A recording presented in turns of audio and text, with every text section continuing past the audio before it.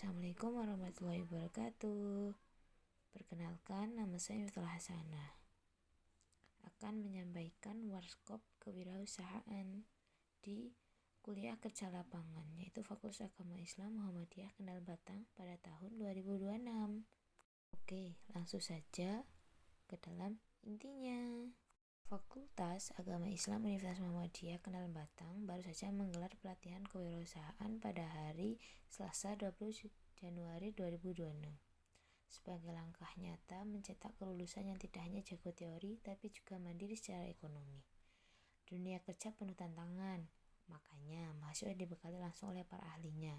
Yang pertama yaitu Liriau Wandwiati SH MM pakar pemberdayaan usaha mikro.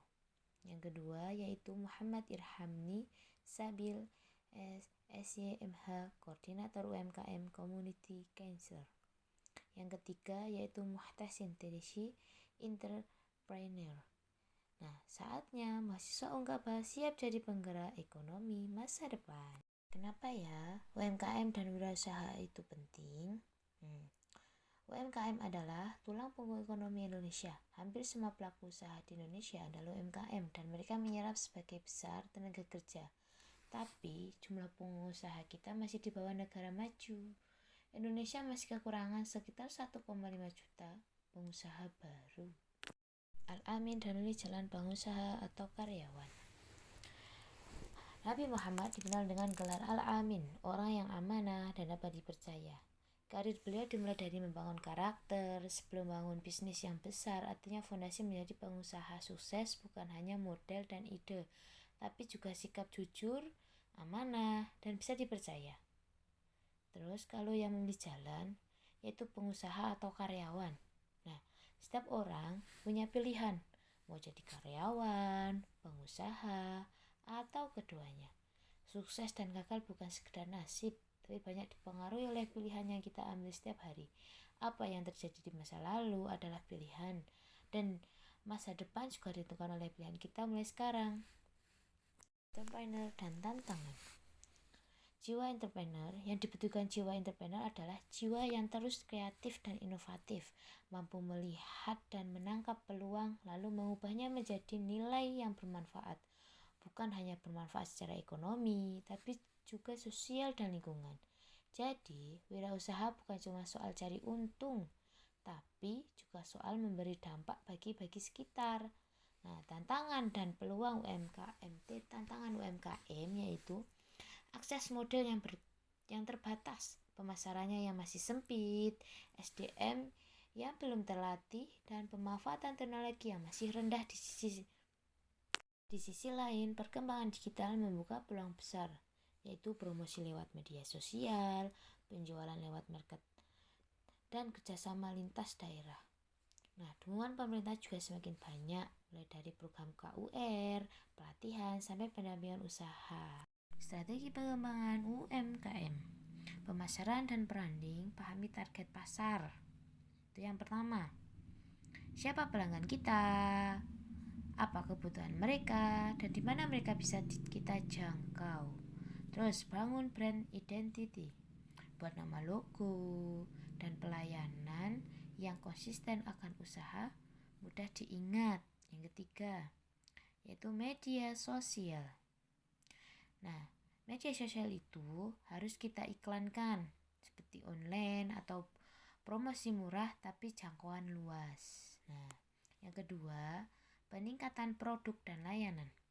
Nah, terus perbaiki kualitas produk sesuai feedback pelanggan. Yang pertama, itu perbaiki kualitas produk yang tadi. Yang kedua, kembangkan varian produk baru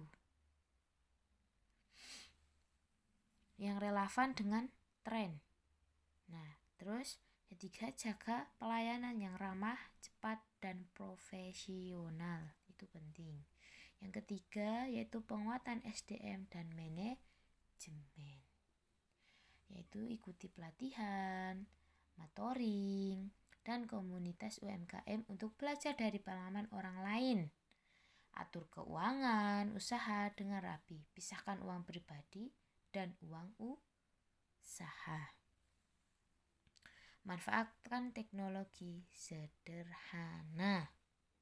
Nah, pencatatan digital, aplikasi kasir, atau pembukaan online. Nah, yang keempat yaitu akses pemodalan, manfaatan program pembiayaan seperti KUR dan lembaga keuangan yang rumah UMKM. Siapkan administrasi dengan baik. Nah, itu penting.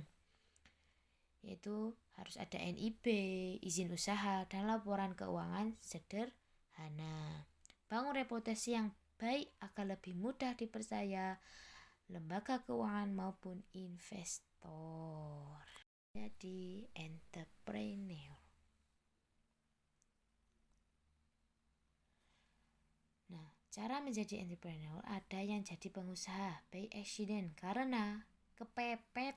Nah, kesempatan tiba-tiba atau kondisi yang memaksa.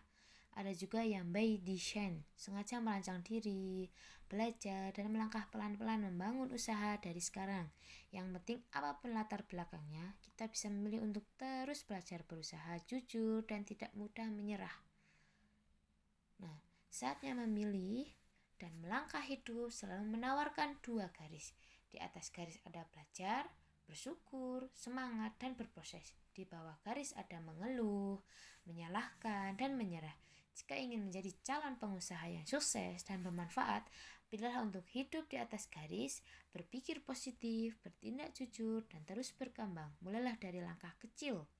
Nah, hari ini perbaiki karakter, asah keterampilan, dan kembangkan usaha yang sudah ada atau mulai ide usaha baru. Terima kasih. Mungkin ini yang bisa saya sampaikan.